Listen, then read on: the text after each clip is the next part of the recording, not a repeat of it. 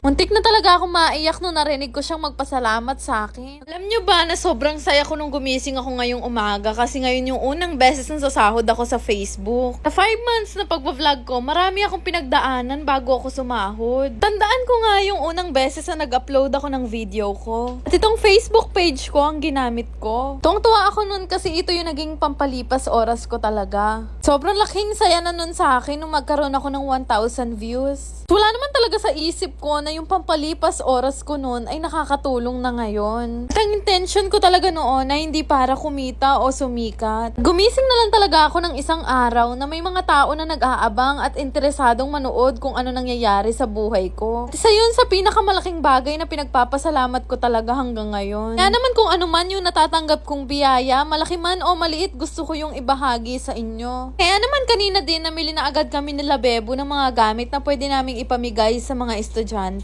Di naman to masyadong karamihan pero at least malaking tulong na to para sa mga taong walang kakayahang bumili. Pagdating namin sa bahay, nag-ayos na agad kami ni Charm para ma-repack na namin lahat ng pinamili namin. Inabot na nga siguro to ng mga alas 9 no nag-start pa lang kami mag-ayos. Bili nga kami ng mga papel, notebook at yung mga gamit na madalas ginagamit ng mga estudyante. Itong si Charm talaga yung nakatulong ko para mag-repack sa lahat. Nung natapos na nga kaming mag-repack, nilagay na namin ni Bebo sa kahon yung mga na-repack namin ni Charm. Fast forward, kinabukasan, nagpunta na kami sa Pampanga. Nung nagbiyahe pa ulit kami nila nanay, papunta dito naman sa Unitap. Dadagdagan pa kasi namin yung mga pinamili namin kahapon para mas marami pa yung mabigyan. Alak kasi namin mamigay ng at least 150 na mga students. Kaya namili ulit kami ng mga notebook at iba pang mga gamit. Abot nga siguro ng 1 oras at kalahati yung pamimili namin dito. Nabili na namin lahat ng kakailanganin namin, nagbayad na rin naman kami. Medyo nagmamadali na nga kami kasi ngayon din yung araw na ipamimigay namin to. At pag-uwi nga namin, hindi pa kami nag-iinit sa upuan, nirepack na namin lahat ng mga pinamili namin. This time, yung i-repack naman namin ay para naman sa mga elementary students. Mamadali na nga kami dahil hapon namin balak mamigay talaga. Yung mga oras na to mag-aalas 4 na rin siguro. Nung matapos na nga kami sa pagre-repack, hinakot na agad yun ni tatay at ni Bebo. Tapos sinaya ko na agad sila nanay para sa unang barangay na pupuntahan namin. Sabihan naman na ni tatay yung mga tao dito kaya nakaabang na sila. Kakatuwa nga kasi nung pagbaba pa lang namin may mga nakapila ng mga bata.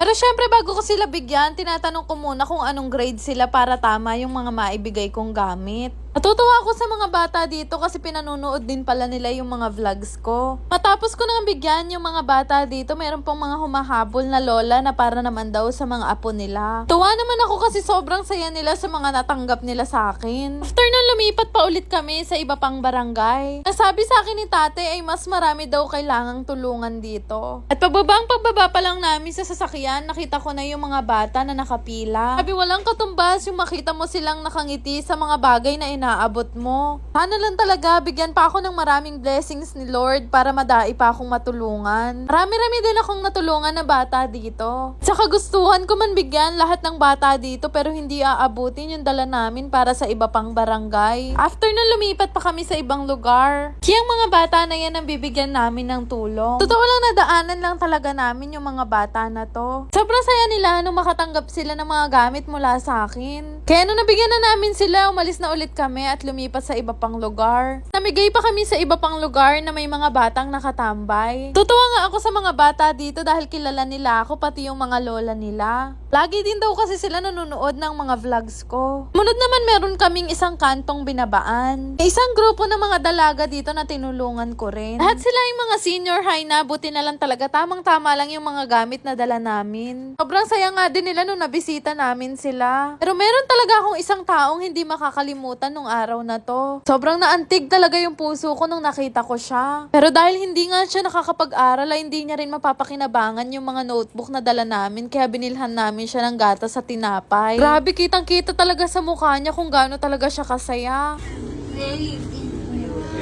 Muntik na talaga ako maiyak nung narinig ko siyang magpasalamat sa akin. Nagulat nga kaming lahat nung kumakaway pa siya sa amin nung paalis na kami. Unod naman ay lumipat pa kami sa ibang barangay para mamigay pa sa mga bata dito. Karaniwan nga sa mga bata dito ay halos elementary students lang. Sobrang babaw nga talaga ng kaligayahan ng mga bata nung makita nila yung notebook nila ay may designs. Cute nila kasi naman mga nakapila pa talaga sila. Sabi, ang sarap mamigay kapag thankful talaga yung mga bata. After noon ay isang barangay na lang yung pupuntahan pupuntahan namin.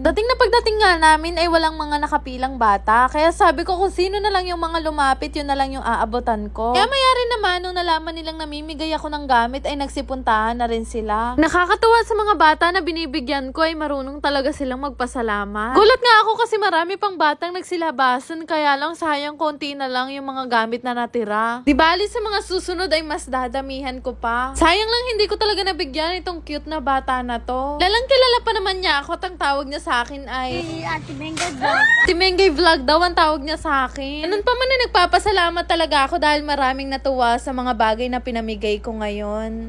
Yun lang.